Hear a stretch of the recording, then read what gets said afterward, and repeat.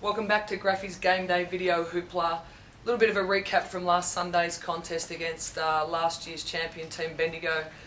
They were tough to handle. We had a couple of momentum swings where we got back in the contest, but they were just too good on the day. They pummeled us on the rebounding contest and executed really well.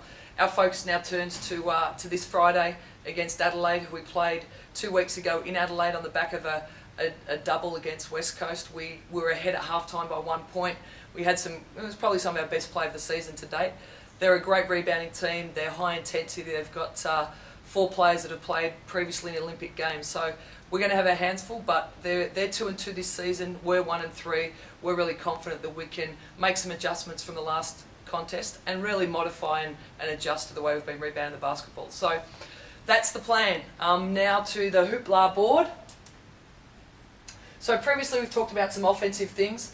This week we're going to talk a little bit about how to defend some of those actions. So we looked at a ball screen action in week 1. So we'll look at how different ways that you can defend the on-ball screen or the ball screen. And if we're talking about the Adelaide contest against the Capitals, let's say this is an Angela Marino, a 3-time Olympian with New Zealand, or a Natalie Hurst. And let's say it's the post player here. This is we'll say this is a Laura Summerton or an Abby Bishop type, two London Olympians.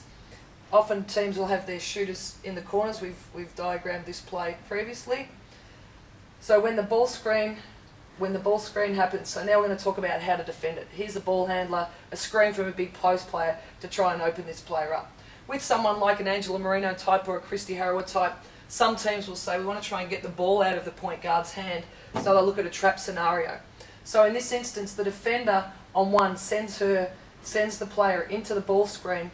The defender of the 4-man sits nice and high on her hip. As the handler comes towards that screen, these 2 players trap the ball handler. So the idea of that is to get the ball out of the point guard's hands to make her pass the ball somewhere else. In this action, we'll have 2-on-1. Typically, they will pop their player here. So we've got 2 players on their point guard, Angela Marino. We've got a defender down here, a defender here, and a defender here. Now we look at some form of rotation. Generally, this big player will look to pop a 3-point shooting type, a Lauren Jackson, an Abby Bishop, a Laura Summerton type. That now we'd have to have some sort of rotation. Teams will rotate in, she'll be popping out this way, popping here. Often the rotation is this.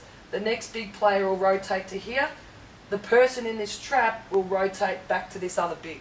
So that's a ball screen trapping defense that we may or may not use against Adelaide this weekend. That's it for the board action this week. Love to see you at the game on Friday. It's going to be a great contest. 7:30 at the AS Arena. We've got some redemption to get Adelaide back. We must win the rebounding contest and look forward to seeing you at the game.